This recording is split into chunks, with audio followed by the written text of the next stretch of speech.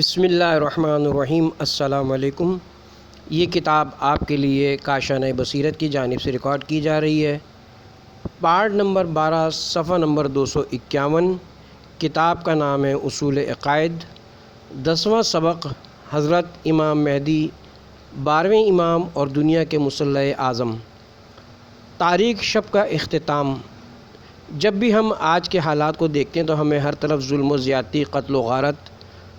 فساد، جنگیں، خون ریزیاں، مختلف ممالک کے درمیان کشمکش اور روز بروز زیادہ ہونے والی اخلاقی خرابیاں واضح طور پر نظر آتی ہیں، اور پھر ہمارے ذہن میں یہ سوال پیدا ہوتا ہے کہ کیا یہ سب مسائل اسی طرح جاری رہیں گے، اور کیا یہ ظلم و ستم اس قدر بڑھ جائے گا کہ پھر انسانی معاشرہ ایک دائمی جنگ میں پھنس کر تباہ و برباد ہو جائے گا،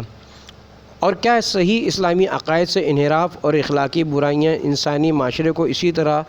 متفن کرتی رہیں گی؟ کیا انسانیت کی نجات اور اصلاح کے لیے امید کی کوئی راہ باقی ہے؟ اس اہم سوال کے دو جواب دیے جا سکتے ہیں۔ اول وہ جواب ہے جو بدبین اور مادہ پرست دیتے ہیں کہ دنیا کا مستقبل تاریک ہے اور ہر وقت خطرے کا ایک امکان موجود رہتا ہے۔ دوسرا جواب آسمانی مذاہب کو ماننے والوں کی طرف سے ہے۔ مسلمان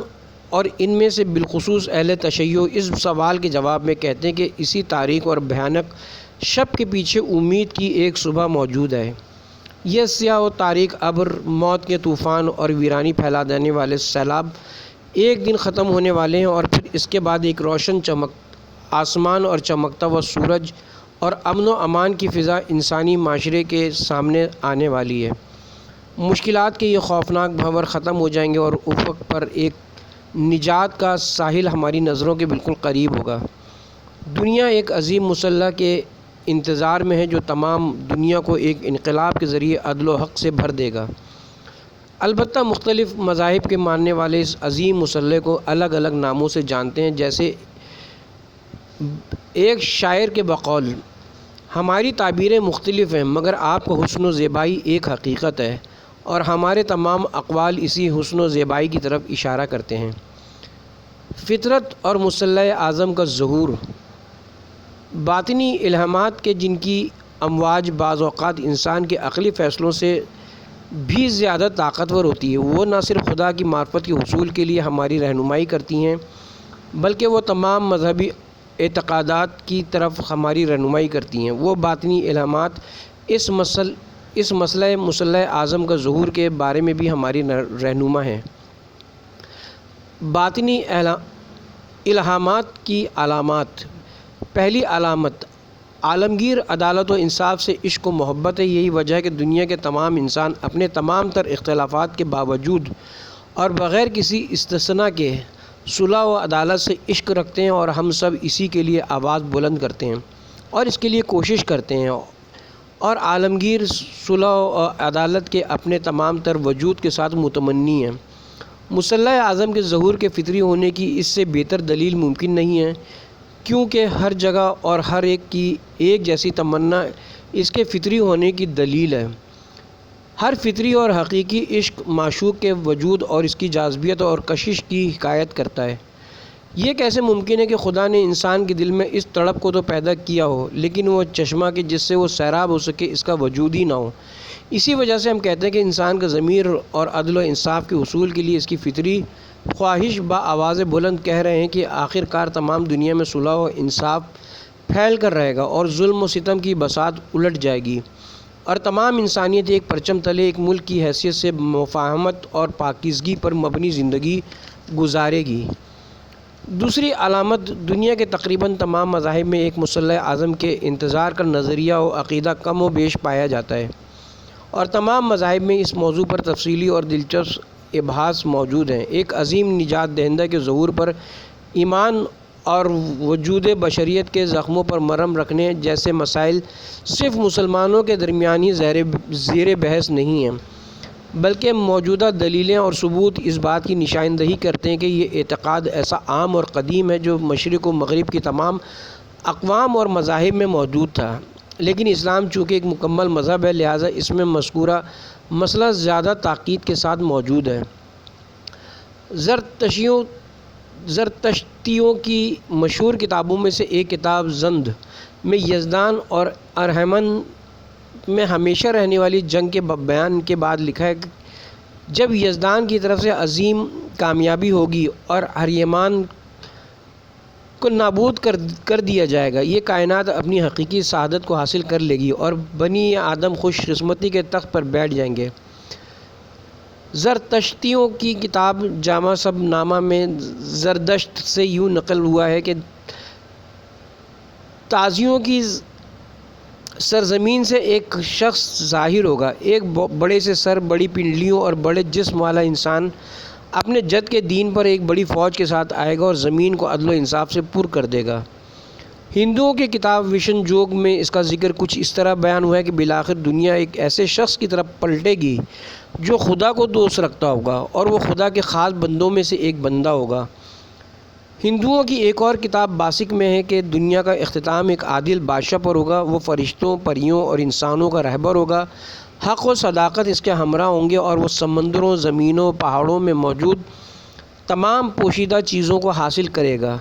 زمین سے لے کر آسمان تک جو کچھ بھی ہوگا اس کی وہ خبریں دے گا اور اس سے زیادہ بڑھ کر کوئی شخص دنیا میں نہیں آئے گا۔ قدیم زمانے کی تورات اور اس سے متعلق مکتوبات کتابوں میں سے ایک کتاب مزامیر داؤد میں ہم یہ پڑھتے ہیں، شرارتی لوگ ختم ہو جائیں گے لیکن خدا پر توکل کرنے والے بندے زمین کے وارث بن جائیں گے۔ اور اسی کتاب کے اسی حصے میں لکھا ہے، سچے لوگ زمین کے وارث ہوں گے اور ہمیشہ اس پر سکونت کریں گے۔ اسی بیان کے مشابہ توریت کی کتابوں میں سے اشعیائی نبی کی کتاب میں بھی ذکر ہوا ہے۔ انجیل متی کی فصل نمبر 24 میں ہے، جیسے مشرق میں بجلی چمک کر مغرب تک ظاہر ہو جاتی ہے اسی طرح ایک انسان بھی ظاہر ہوگا۔ لوقا کی انجیل کی 12ویں فصل میں ہے، اپنی کمریں تیار اور اپنے چراغوں کی روشنی کو تیز رکھو اور ہر ایک ایسے انسان کی طرح رہو جو اپنے مالک کا منتظر ہوتا ہے۔ جیسے ہی مالک آ کر دروازہ کھٹکھٹائے تو وہ دروازے کو بے دریغ کھول دے۔ کتاب علائم الظہور میں ہے۔ اہل چین کی پرانی کتابوں اور ہندوستانیوں کے عقائد اسکینڈینیویائی ممالک کے باشندوں، قدیم مصریوں اور میکسیکو کے لوگوں اور ان جیسی دیگر اقوام میں بھی ایک مسلح اعظم کے ظہور کا عقیدہ پایا جاتا ہے۔ عقلی دلیل الف نظام آفرینش ہمیں یہ درس دیتا ہے کہ دنیائے انسانیت کو بالآخر انصاف پر مبنی ایک قانون کو ماننا پڑے گا اور ایک عادلانہ نظام و پائیدار مسلح کے آگے اپنا سر تسلیم خم کرنا پڑے گا۔ اس بات کی وضاحت یوں ہے کہ ہمارے علم کے مطابق نظام کائنات بہت سے نظاموں کا ایک مجموعہ ہے اور اس تمام دنیا میں منظم قوانین کا وجود اس نظام ہستی کی وحدت و ہم آہنگی کی دلیل ہے۔ نظم و ضبط، قوانین اور منصوبہ بندی اور حساب و کتاب کا مسئلہ اس دنیا کے سب سے زیادہ حقیقی اور بنیادی مسائل میں شمار ہوتا ہے۔ بڑے بڑے نظاموں سے لے کر ایک ایٹم کے ذرے تک کے لاکھوں ایٹم سوئی کی نوک پر آ سکتے ہیں۔ تمام اشیاء خاص اور صحیح طور پر نپے تلے نظام کے تابع ہیں۔ ہمارے جسم کے مختلف اعضاء ایک انوکھے چھوٹے سے خلیے سیل سے لے کر دماغ اور اعصاب کے پیچیدہ جال اور قلب و جگر کے کام کرنے تک یہ سب کچھ اسی طرح منظم ہے کہ بعض ماہرین کے بقول ان میں سے ہر ایک انتہائی صحیح گھڑی کی مانند کام کرتا ہے اور ان کے مقابلے میں انتہائی منظم مشین کمپیوٹر بھی کوئی حیثیت نہیں رکھتا۔ کیا اتنی منظم کائنات میں انسان جو اس کل کائنات کا ایک جز ہے، ایک بے رنگ اور غیر منظم جز کی مانند جنگ و جدال، خونریزی اور ظلم و ستم کے سائے تلے زندگی گزار سکتا ہے؟ کیا ناانصافیاں، اخلاقی اور اجتماعی برائیاں جو کہ بے نظمی کی علامتیں ہیں، اس طرح ہمیشہ انسانی معاشرے پر حاکم رہ سکتی ہیں؟ اس بحث کا نتیجہ یہ کہ نظام کائنات کا دقیق مشاہدہ ہمیں اس حقیقت سے آگاہ کرتا ہے کہ بالآخر انسانی معاشرہ بھی نظم اور عدل و انصاف کی طرف جھک کر اپنی خلقت کے صحیح راستے کی طرف واپس آ جائے گا۔ بے معاشروں کی راہ کمال پر ارتقائی حرکت انسانیت کے روشن مستقبل کی دلیل ہے، کیونکہ اس حقیقت سے انکار ممکن نہیں ہے کہ انسانی معاشرے نے جس دن سے اپنے آپ کو پہچانا ہے، اس دن سے وہ کسی اور جگہ اور کسی مرحلے پر رکا نہیں ہے، بلکہ ہمیشہ ترقی کی طرف حرکت کرتا رہا ہے۔ مادی اعتبار سے مکان، لباس، غذا اور آمد و رفت کے ذرائع وغیرہ ایک زمانے میں بالکل معمولی شکل میں تھے، لیکن آج یہ سب ترقی کی اس منزل پر پہنچ چکے ہیں کہ عقل حیران اور آنکھیں خیرہ ہو جاتی ہیں، اور ارتقاء کا یہ سفر یقیناً جاری رہے گا۔ علم و دانش اور تمدن بھی ہمیشہ ترقی کی طرف گامزن ہے، اور ان تمام شعبہ جات میں ہر روز نئی معلومات، تحقیقات اور نئے مطالب کا اضافہ ہو رہا ہے۔ اس ارتقائی قانون میں آخرکار باطنی، اخلاقی اور اجتماعی پہلو بھی شامل ہو جائیں گے، جو انسانیت کو ایک منصفانہ قانون اور ایک پائیدار صلح و عدالت اور اخلاقی و باطنی فضائل کی طرف لے جاتے ہیں۔ اگر آج اخلاقی مفاسد میں اضافہ ہو رہا ہے تو بالآخر یہ چیز بذات خود ایک حقیقی اور ارتقائی انقلاب کے لیے زمین ہموار کر رہی ہے۔ ہم ہرگز یہ نہیں کہہ رہے ہیں کہ فساد کی حوصلہ افزائی کرنی چاہیے، بلکہ ہم یہ کہتے ہیں کہ جس وقت فساد ایک حد سے گزر جائے گا تو اس کے رد عمل میں ایک اخلاقی انقلاب رونما ہوگا، جب انسان مشکلات میں بے بس اور گناہوں کے بدترین نتائج کا شکار ہوں گے اور ان کی عقلیں بیکار ہو جائیں گی اور ان کی جانیں لب پر آ جائیں گی، تو اس وقت وہ کم از کم ایک ایسے قانون کو ماننے پر آمادہ ہو جائیں گے جو ایک الہی رہبر کی طرف سے پیش کیا جائے گا۔ قرآن اور حضرت مہدی اجل اللہ فرجہ الشریف کا ظہور۔ عظیم آسمانی کتاب قرآن مجید کی متعدد آیات اس عظیم ظہور کی خوشخبری دے رہی ہیں۔ ہم صرف ایک آیت پیش کریں گے۔ سورہ نور کی آیت نمبر 55 میں ارشاد خداوندی ہے: تم میں سے جو لوگ ایمان لے آئے ہیں اور نیک عمل بجا لائے ہیں، اللہ نے ان سے وعدہ کر رکھا ہے کہ انہیں زمین میں اسی طرح جانشین ضرور بنائے گا جس طرح ان سے پہلے والوں کو جانشین بنایا۔ اس آیت سے بخوبی معلوم ہوتا ہے کہ بالآخر زمین پر جابر حکمران اور ستمگر فرما رواؤں کی حکومت ختم ہو جائے گی اور ساری زمین پر صالح مومنین حکومت کریں گے۔ اسی آیت کے آخر میں مزید 3 وعدے بھی کیے گئے ہیں۔ نمبر 1، حقیقی دین کا قیام اور لوگوں کے قلوب میں حکومت الہیہ کا نفاذ۔ نمبر 2، خوف و بدامنی کا امن و امان میں تبدیل ہونا۔ نمبر 3، ساری زمین سے شرک کا خاتمہ۔ حضرت امام علی ابن الحسین زین العابدین علیہ السلام مذکورہ آیت کی تفسیر میں فرماتے ہیں: خدا کی قسم، یہ وہی ہمارے مذہب کے پیروکار ہیں۔ خدا ہمارے خاندان کے اس شخص کے ذریعے سے یہ حکومت الہیہ قائم کرے گا اور وہی شخص اس امت کا مہدی ہوگا۔ احادیث میں حضرت مہدی کا تذکرہ۔ اہل تشیع اور اہل تسنن کی کتب احادیث میں اس موضوع کے بارے میں کہ خاندان پیغمبر سے مہدی نامی ایک فرد کے ذریعے سے صلح و عدالت پر مبنی ایک عالمی حکومت قائم ہوگی، بہت سی احادیث ذکر کی گئی ہیں، یہاں تک کہ یہ احادیث حد تواتر سے بھی بڑھ گئی ہیں، جبکہ کتب اہل تشیع میں بھی ایسی متواتر احادیث موجود ہیں جن سے معلوم ہوتا ہے کہ وہ مہدی 12ویں امام جانشین پیغمبر امام حسین کے 9 بیٹے اور امام حسن عسکری علیہ السلام کے فرزند ہیں۔ اہل سنت کی کتب احادیث میں ظہور مہدی کے بارے میں احادیث کے تواتر کے لیے اتنا ہی کافی ہے کہ اہل سنت کے دانشور حضرات نے اپنی کتب میں انہیں واضح طور پر نقل کیا ہے، یہاں تک کہ حجاز کے سب سے بڑے دینی مرکز رابطہ عالم اسلامی سے شائع ہونے والے رسالے میں لکھا گیا ہے: وہ مہدی 12 خلفائے راشدین میں آخری خلیفہ ہیں جن کے بارے میں پیغمبر نے صحیح ترین احادیث میں خبر دی ہے، اور مہدی کے متعلق پیغمبر کے بہت سے اصحاب نے احادیث نقل کی ہیں۔ اس رسالے میں ان 20 صحابہ کے ناموں کا بھی ذکر ہے کہ جنہوں نے حضرت مہدی کے بارے میں پیغمبر سے احادیث نقل فرمائی ہیں۔ اس کے بعد لکھتے ہیں: اس کے علاوہ بھی بہت سے مختلف گروہوں نے احادیث نقل کی ہیں۔ بعض اہل سنت علماء نے حضرت مہدی کے بارے میں مستقل کتابیں تحریر کی ہیں، ان میں سے ابو نعیم اصفہانی، ابن حجر حسمی، شوکانی، ادریس مغربی اور ابن العباس ابن عبد المومن قابل ذکر ہیں۔ مزید لکھتے ہیں: قدیم و عصر جدید کے بڑے بڑے علماء اہل سنت کے ایک گروہ نے حضرت مہدی کے بارے میں احادیث کے متواتر ہونے کی توثیق کی ہے۔ مزید لکھتے ہیں کہ بہت سے حفاظ اور محدثین نے واضح طور پر لکھا ہے کہ مہدی کے بارے میں احادیث صحیح اور اور حسین ہے، اور وہ سب ہی قطعی طور پر متواتر بھی ہیں، اور قیام مہدی کے بارے میں اعتقاد رکھنا واجب ہے، اور یہ عقیدہ قیام مہدی اہل سنت والجماعت کے عقائد میں سے ایک عقیدہ ہے، اور جاہل اور ایسے لوگ جنہیں ہر چیز میں بدعت نظر آتی ہے، ان کے علاوہ کوئی شخص اس عقیدے کا منکر نہیں ہو سکتا۔ اہل تشیع کی احادیث۔ اس موضوع پر مختلف راویوں نے پیغمبر اور ائمہ ہدی سے سینکڑوں احادیث نقل کی ہیں کہ وہ حد تواتر سے بھی آگے ہیں، اور اہل تشیع کے نزدیک یہ عقیدہ ضروریات دین میں سے ہے۔ یہ ممکن نہیں ہے کہ ایک شخص اہل تشیع کے ساتھ زندگی گزارے اور ظہور مہدی کے بارے میں ان کے عقائد، حضرت مہدی علیہ السلام کی خصوصیات، ظہور کی نشانیاں، ان کا طرز حکومت اور ان کے مختلف منصوبوں کے بارے میں وہ نہ جانتا ہو۔ اہل تشیع کے بڑے بڑے علماء نے قرون اول سے لے کر آج تک لاتعداد کتابیں اس موضوع پر تحریر فرمائی ہیں، اور ان میں اس موضوع پر بڑی تعداد میں احادیث کو جمع کیا ہے۔ بطور مثال ہم 2 حدیثیں نقل کرتے ہیں، اور مزید مطالعے کے شائق افراد کو ہم کتاب مہدی انقلابی بزرگ،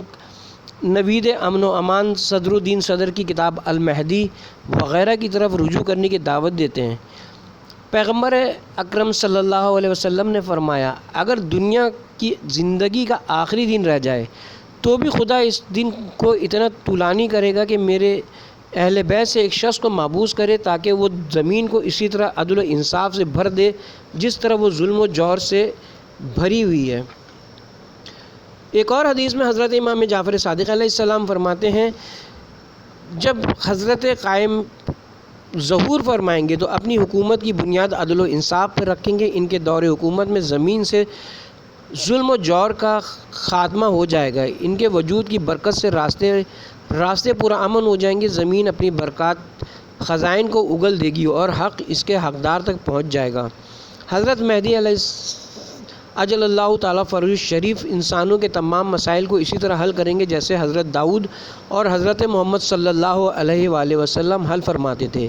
اس وقت زمین اپنے خزانوں کو ظاہر کر دے گی اور اپنی برکات کو واضح کر دے گی۔ اس وقت کوئی شخص خیرات، صدقہ اور مالی امداد دینے کے لیے کسی مستحق کو تلاش نہ کر سکے گا، کیونکہ تمام مومنین بے نیاز اور غنی ہو جائیں گے۔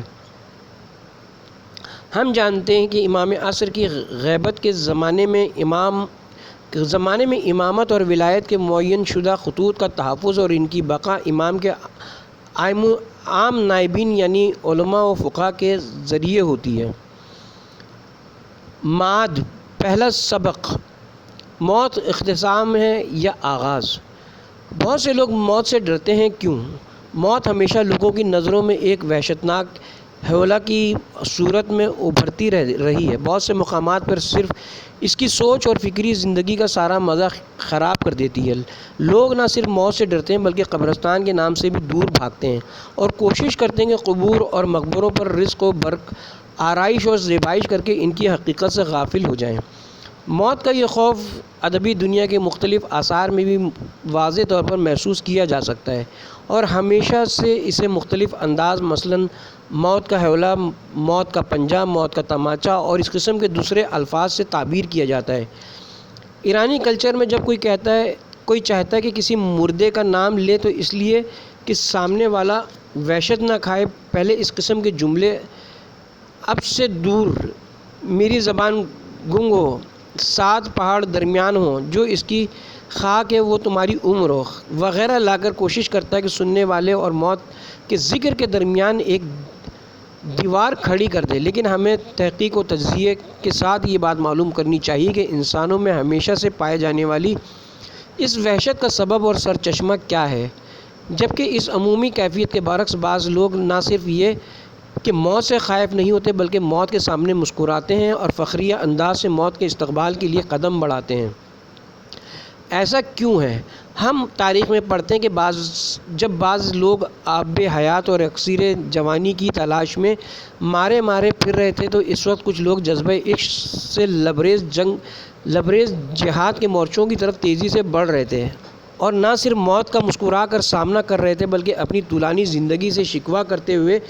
ایسے دن کی آرزو لیے ہوئے تھے کہ جب وہ اپنے محبوب پروردگار کے دیدار اور مقام لقاء اللہ تک پہنچیں، اور آج بھی ہم حق و باطل کے محاذ پر اسی کیفیت کا واضح مشاہدہ کر رہے ہیں کہ کس طرح حق پرست اپنی جان ہتھیلی پہ لیے ہوئے شہادت کے استقبال کے لیے تیزی سے قدم بڑھاتے ہیں۔ خوف کی حقیقی وجہ تحقیق اور غور و فکر کے بعد ہم اس مقام پر پہنچے کہ ہمیشہ اس خوف کا بنیادی سبب صرف دو چیزیں ہیں۔ نمبر ایک، موت سے فنا مراد لینا۔ انسان ہمیشہ سے نہ ہونے یا نیستی سے بھاگتا ہے، مثلا بیماری سے بھاگتا ہے جو کہ موت و سلامتی کا نہ ہونا ہے، تاریکی سے ڈرتا ہے جو کہ روشنی کا نہ ہونا ہے، محتاجی سے ڈرتا ہے جو کہ تونگری کو ختم کرنے والی ہے، یہاں تک کہ کبھی کبھی خالی مکان سے بھی ڈرتا ہے اور خالی راستے میں بھی خوف زدہ ہو جاتا ہے کیونکہ وہاں کوئی نہیں ہوتا۔ اور عجیب بات یہ کہ وہ مردے سے بھی ڈرتا ہے، مثلا وہ کبھی اس بات کے لیے تیار نہیں ہوگا کہ کسی ایسے کمرے میں رات بسر کرے جس میں کوئی مردہ بھی ہو، حالانکہ جب وہ شخص زندہ تھا تو یہ اس سے نہیں ڈرتا تھا۔ اب ہم دیکھتے ہیں کہ انسان عدم اور نیستی سے کیوں وحشت زدہ ہے۔ اس کی وجہ واضح ہے، کیونکہ ہر موجود چیز دوسری موجود چیز سے آشنا ہے اور تعلق رکھتی ہے،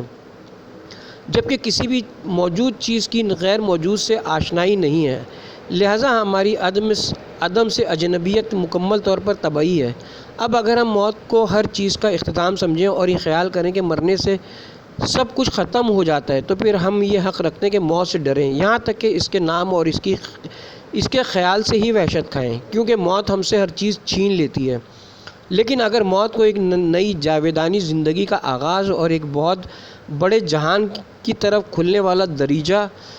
سمجھیں تو پھر اس صورت میں طبعاً نہ فقط ہم اس سے وحشت نہیں کھائیں گے بلکہ ان لوگوں کو مبارکباد بھی دیں گے جو پاکیزگی کے ساتھ سر بلند کیے ہوئے اس کی طرف قدم بڑھاتے ہیں۔ نمبر دو، سیاہ اعمال نامے۔ بعض ایسے لوگوں کو ہم جانتے ہیں جو موت سے مراد فنا اور عدم نہیں لیتے اور موت کے بعد زندگی کے بھی منکر نہیں ہیں، لیکن اس کے باوجود وہ موت سے خوف زدہ ہیں۔ اس کی وجہ یہ ہے کہ ان کا اعمال نامہ اس قدر سیاہ اور تاریک ہے کہ وہ موت کے بعد کی دردناک سزاؤں سے خوف زدہ ہیں۔ ان کا حق ہے کہ وہ موت سے ڈریں، کیونکہ وہ ایسے خطرناک مجرموں کی مانند ہیں جو جیل سے رہا ہونے سے ڈرتے ہیں، کیونکہ وہ جانتے ہیں کہ جب بھی انہیں جیل کی دیواروں سے باہر نکالا جائے گا تو باہر موجود لوگ انہیں زندگی سے بھی آزاد کر دیں گے۔ وہ زندان کی محکم سلاخوں سے اس لیے نہیں چمٹے کہ وہ آزادی سے نفرت کرتے ہیں، بلکہ وہ ایسی آزادی سے ڈرتے ہیں کہ جس کا نتیجہ سزائے موت ہے۔ اسی طرح ایسے بدکار بھی موت سے ڈرتے ہیں جو یہ جانتے ہیں کہ ان کی روح بدن کے تنگ قفس سے آزاد ہوتی ہی اپنے پلید و ذلیل اعمال اور ظلم و ستم کی وجہ سے ایک بہت بڑی قادر ذات کے شکنجے میں آنے والی ہے۔ لیکن وہ لوگ جو نہ تو موت کو فنا سمجھتے ہیں اور نہ ہی ان کا اعمال نامہ سیاہ اور تاریک ہے، وہ موت سے کیوں ڈریں؟ بلا شبہ وہ زندگی کو اس کی تمام رعنائیوں کے ساتھ چاہتے ہیں، صرف اس لیے کہ اس سے موت کے بعد والے جہان اور اپنی نئی زندگی کے لیے خوب فائدہ اٹھا سکیں، اور ایسی بامقصد اور پر افتخار موت کا استقبال کرنے کے لیے تیار ہوتے ہیں کہ جس میں خدا کی رضا و خوشنودی شامل ہو۔ دو مختلف نظریے۔ ہم کہہ چکے ہیں کہ لوگ دو قسم کے ہیں، ایک وہ کہ جن کی تعداد زیادہ ہے، موت سے بیزار اور اس سے نفرت کرنے والے ہیں۔ بعض وہ ہیں جو ایسی موت کے جو کسی بڑے مقصد کی خاطر ہو، جیسے اللہ کی راہ میں شہادت، تو وہ اس کا استقبال کرتے ہیں، یا کم از کم جب محسوس کریں کہ ان کی طبعی زندگی کا چراغ گل ہونے والا ہے تو وہ اپنے اندر کسی قسم کا رنج و غم نہیں پاتے۔ اس کی وجہ دو مختلف نظریوں کا سامنا ہے۔ پہلی قسم کے لوگوں کا یا تو موت کے بعد والے جہان پر ایمان نہیں ہوتا، یا اگر ایمان ہو تو بھی انہیں ابھی تک صحیح طریقے سے اس کا یقین نہیں ہوتا، لہٰذا وہ لمحہ موت کو تمام چیزوں سے جدائی کا لمحہ سمجھتے ہیں۔ یہ طے شدہ امر ہے کہ تمام چیزوں سے جدائی بہت ہی مشکل ہے، روشنی اور نور سے باہر نکلنا اور مطلق تاریکی میں قدم رکھنا بہت ہی دردناک ہے۔ اسی طرح ایک جیل سے آزاد ہو کر عدالت میں حاضر ہونا کسی ایسے مجرم کے لیے کہ جس کے جرائم کی فائل کھل چکی ہو بہت ہولناک اور وحشت انگیز ہے۔ دوسری قسم کے لوگ موت کو ایک نئی ولادت سمجھتے ہیں، یعنی ایک محدود اور تاریک دنیا، وہی ماحول سے باہر نکلنا اور ایک بہت وسیع و عریض روشن جہان میں قدم رکھنا، ایک تنگ اور چھوٹے سے پنجرے سے آزاد ہو کر لامحدود آسمان میں پر پر کھولنا، ایک ایسے ماحول سے باہر نکلنا کہ جو لڑائیوں، کشمکشوں، تنگ نظریات، ناراضیوں، کینہ توزیوں اور جنگوں کا مرکز ہے، اور ایسے ماحول میں قدم رکھنا جو ایسی تمام آلودگیوں سے پاک ہے۔ واضح ہے کہ وہ ایسی موت سے وحشت نہیں کھائیں گے، بلکہ امیر المومنین علیہ السلام کی مانند کہیں گے، خدا کی قسم ابو طالب کے فرزند کا موت سے اس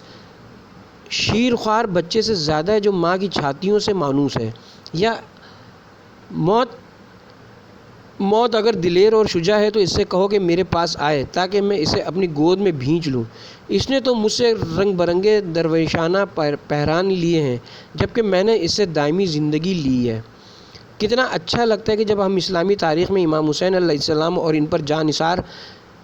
پر جان نچھاور کرنے والے ان کے باوفا ساتھیوں جیسے لوگوں کو دیکھتے ہیں کہ جیسے جیسے لمحہ شہادت قریب آ رہا تھا، ان کے چہروں پر شادابی اور چمک بڑھ رہی تھی، اور وہ اپنے محبوب پروردگار کی ملاقات کے اشتیاق میں اپنے جسم میں نہیں سما رہے تھے۔ یہی وجہ ہے کہ تاریخ کے اوراق میں حضرت علی علیہ السلام کی بافخر زندگی کے حالات میں ہم پڑھتے ہیں کہ جب قاتل کی تلوار کی ضرب ان کے سر اقدس پر لگی تو انہوں نے زبان مبارک پر فزت و رب الکعبہ کے کلمات جاری فرمائے، یعنی کعبہ کے خدا کی قسم میں کامیاب ہو گیا۔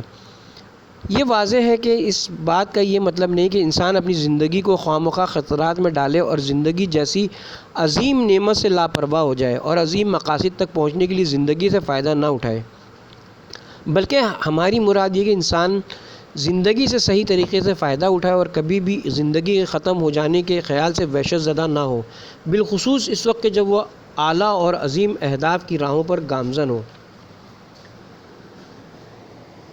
دوسرا سبق، مات کے بغیر زندگی بے معنی ہے۔ اگر اس جہان کی زندگی کو دوسرے جہان سے قطع نظر ملاحظہ کریں تو یہ بے معنی اور فضول لگے گی۔ یہ زندگی بالکل ایسی ہی ہوگی جیسے ہم شکم مادر میں جنین کی زندگی کا اس دنیاوی زندگی سے قطع نظر تصور کریں۔ وہ بچہ جو شکم مادر میں زندگی گزار رہا ہے اور اس تنگ و تاریک جیل میں کئی مہینوں کا قیدی ہے،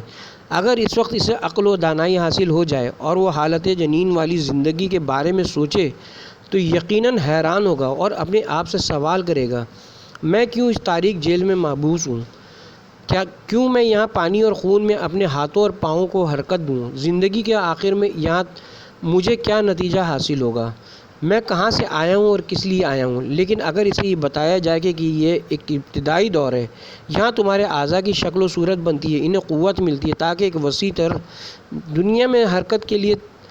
تیار رہیں، 9 مہینے گزرنے کے بعد تمہیں اس جیل سے آزادی کا پروانہ مل جائے گا اور تم ایسی دنیا میں قدم رکھو گے کہ جہاں چمکتا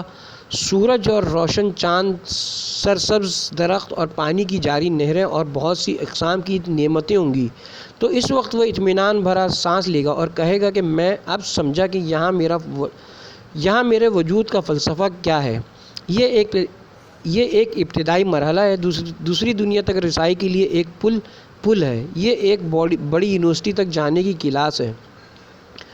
لیکن اگر جنین کی زندگی کا دنیاوی زندگی سے تعلق ٹوٹ جائے تو ہر چیز تاریک اور بے معنی ہو جائے گی اور شکم مادر ایک وحشتناک اور اذیت ناک قید خانہ بن جائے گا جہاں بے ہدف اور بے نتیجہ زندگی کے چند لمحات گزر رہے ہیں۔ اس دنیاوی زندگی کی موت کے بعد والے جہان کے ساتھ تعلق کی یہی نوعیت ہے۔ کیوں ضروری ہے کہ ہم 70 سال یا اس سے کم و بیش اس دنیا کی مشکلات میں ہاتھ پاؤں ماریں، کچھ عرصہ خام اور بے تجربہ رہیں اور جب ہمارے اندر پختگی پیدا ہو تو ہماری عمر تمام ہو جائے، ایک مدت ہم علم و دانش حاصل کریں اور جب ہم علمی حوالے سے کسی مقام تک جا پہنچیں تو بڑھاپے کی چاندنی ہمارے سروں سے جھانکنے لگے۔ اس سے بڑھ کر یہ کہ ہم زندگی کیوں گزار رہے ہیں، غذا کے لیے، لباس پہننے کے لیے، سونے کے لیے، کیا انہی چیزوں کا کئی سال تکرار کرنا ہی زندگی ہے؟ واقعاً کیا یہ بہت بڑا آسان، یہ وسیع و عریض زمین اور یہ بہت بڑا آسمان، یہ وسیع و عریض زمین اور یہ سب چیزیں، یہ علم اور تجربہ کا حاصل کرنا، یہ سب اساتذہ اور مربی، یہ سب صرف اور صرف اسی کھانے پینے اور پہننے کے لیے اور اسی پست تکراری زندگی کے لیے ہے۔ یہ وہ مقام ہے کہ جہاں مات کو قبول نہ کرنے والوں کے لیے زندگی کی بے وقتی یقینی ہو جاتی ہے، کیونکہ ایسا نہیں ہو سکتا کہ وہ ان چھوٹی چھوٹی چیزوں کو زندگی کا ہدف اور مقصد شمار کریں، جبکہ وہ موت کے بعد والے جہان پر ایمان بھی نہیں رکھتے۔ لہٰذا دیکھا گیا کہ ان میں سے بعض لوگ ایسی فضول اور بے معنی زندگی سے نجات حاصل کرنے کے لیے خودکشی جیسے اقدام کے مرتکب ہوتے ہیں۔ لیکن اگر ہم مان لیں کہ دنیا آخرت کے لیے مزرعہ ہے، دنیا ایک ایسا کھیت ہے کہ جس میں ہمیں چاہیے کہ بیج ڈالیں اور اس کا ثمرہ ایک جاویدانی اور ابدی زندگی میں اٹھائیں۔ دنیا ایک ایسا اسکول ہے کہ جس میں کچھ معلومات حاصل کریں اور اپنے آپ کو ہمیشہ رہنے والے گھر میں زندگی کے لیے تیار کریں۔ دنیا ایک راستہ اور پل ہے کہ جسے ہم ضرور عبور کریں گے۔ اس صورت میں دنیاوی زندگی فضول اور بے معنی نہیں ہوگی، بلکہ ایک ابتدائی دور ہوگا، ایک ایسی ابدی اور جاویدانی زندگی کے لیے جس قدر کوشش کریں کم ہے۔ ہاں، صرف مات پر ایمان زندگی کو بامعنی اور بامقصد بناتا ہے اور اسے اضطراب، پریشانی اور بے وقتی سے نجات دیتا ہے۔ انسانی تربیت میں عقیدہ مات کا اہم کردار۔ روز آخرت ایک بڑی عدالت کے قیام پر ایمان کے علاوہ مات کا عقیدہ ہماری موجودہ دنیاوی زندگی میں بھی بہت زیادہ اثر رکھتا ہے۔ فرض کریں اگر کسی ملک میں یہ اعلان ہو جائے کہ سال کے فلاں دن میں کسی جرم کی سزا نہیں ملے گی، کوئی مقدمہ نہیں چلے گا، لوگ چاہیں تو ہر قسم کی سزا اور پکڑ دھکڑ کے نہ ہونے سے آسودہ خاطر ہو کر وہ دن گزار سکتے ہیں۔ پولیس اور تمام قانونی ادارے چھٹی کریں گے، عدالتیں بند ہوں گی، یہاں تک کہ دوسرے دن جب معمول کے مطابق زندگی شروع ہوگی تب بھی اس دن کے جرائم کو عدالتوں میں پیش نہیں کیا جائے گا۔ ذرا سوچئے اس روز پورے معاشرے کی کیا حالت ہوگی۔ مات پر ایمان دراصل ایک ایسی عظیم عدالت پر ایمان ہے کہ جس کا دنیا کی عدالت سے کبھی بھی مقایسہ نہیں کیا جا سکتا۔ اس عظیم عدالت کی خصوصیات مندرجہ ذیل ہیں۔ نمبر ایک ایسی عدالت ہے کہ جس کے قوانین پر نہ سفارش اثر انداز ہوتی ہے اور نہ تعلقات اور نہ وہاں قاضی کی سوچ کو جھوٹے دلائل کے ساتھ تبدیل کیا جا سکتا ہے۔ نمبر دو، ایسی عدالت کے جہاں اس جہان کی مانند تکلفات کی محتاج نہیں ہے، اس لیے وہاں لمبے اور تفصیلی مراحل کی ضرورت نہیں ہے۔ بجلی کسی تیزی سے معاملہ پر غور ہوگا اور انتہائی دقت کے ساتھ حکم صادر ہوگا۔ نمبر تین، ایسی عدالت کے جہاں لوگوں کے جرم کے گواہ خود ان کے اعمال ہوں گے، یعنی خود اعمال وہاں حاضر ہوں گے اور اپنے فعل کے ساتھ اپنے تعلقات کو اس طرح واضح کریں گے کہ ان کی انکار کی گنجائش ہی نہیں رہے گی۔ نمبر چار، اس عدالت میں گواہ ہاتھ، پاؤں، کان، آنکھ، زبان اور انسان کے جسم کی جلد ہوگی، یہاں تک کہ ایسے گھر جہاں گناہ یا کار خیر ہوا ہے اس کی زمین، دروازے اور دیواریں بھی گواہ ہوں گی۔ ایسے گواہ ہوں گے جو انسان کے اعمال کے نتائج کی طرح قابل انکار نہیں ہوں گے۔ نمبر پانچ، یہ عدالت ایسی عدالت ہے کہ جس کا حاکم خدا ہے، وہ خدا جو ہر چیز سے آگاہ، ہر چیز سے بے نیاز اور ہر ایک سے زیادہ عادل ہے۔ اس کو چھوڑیں، وہاں سزا اور جزا صرف حکم کی حد تک نہیں ہے، بلکہ اس سے بڑھ کر خود ہمارے ہی اعمال سزا یا جزا کے لیے شکل تبدیل کریں گے اور ہمارے ہی ساتھ ہوں گے، یا تو ہمیں اذیت دیں گے یا آسائش و نعمت میں لے جائیں گے۔ ایسی عدالت پر ایمان ہی انسان کو اس مقام پر لے جاتا ہے۔ وہ علی کی مانند نہج البلاغہ خطبہ نمبر 224 میں کہتا ہے، خدا کی قسم اگر مجھے نرم بستر کی بجائے راتوں کو صبح تک خاردار جھاڑی کے کانٹوں پر جاگتے ہوئے گزارنا پڑے اور میرے ہاتھوں اور پاؤں کی زنجیروں میں مقید کر کے مجھے گلیوں اور بازاروں میں گھسیٹا جائے، یہ مجھے اس سے کہیں زیادہ پسند ہے کہ میں اللہ اور اس کے رسول سے اس حالت میں ملاقات کروں کہ میں نے کسی بندے پر ظلم کیا ہو یا مال دنیا میں سے کوئی چیز غصب کی ہو۔ اس عدالت پر ایمان انسان کو یہ درس دیتا ہے کہ وہ آگ سے سرخ جلتا ہوا لوہا اس بھائی کے ہاتھ کے قریب کرے جو چاہتا تھا کہ بیت المال سے خصوصی حصہ لے جائے، اور جب بھائی بلبلاتا ہے تو اسے ڈراتے ہوئے کہتا ہے کہ تو اس آگ کے معمولی سے شعلے سے جو کہ انسانوں کے ہاتھوں میں کھلونے کی مانند ہے بلبلا رہا ہے، لیکن اپنے بھائی کو ایسی ہولناک آگ کی طرف کھینچ رہا ہے جو پروردگار کے قہر و غضب سے بھڑک رہی ہے۔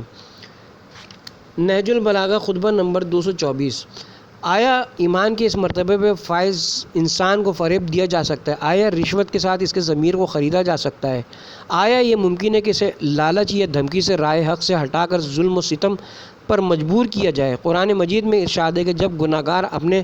نامہ اعمال کو دیکھیں گے تو ان کی فریاد بلند ہوگی اور وہ کہیں گے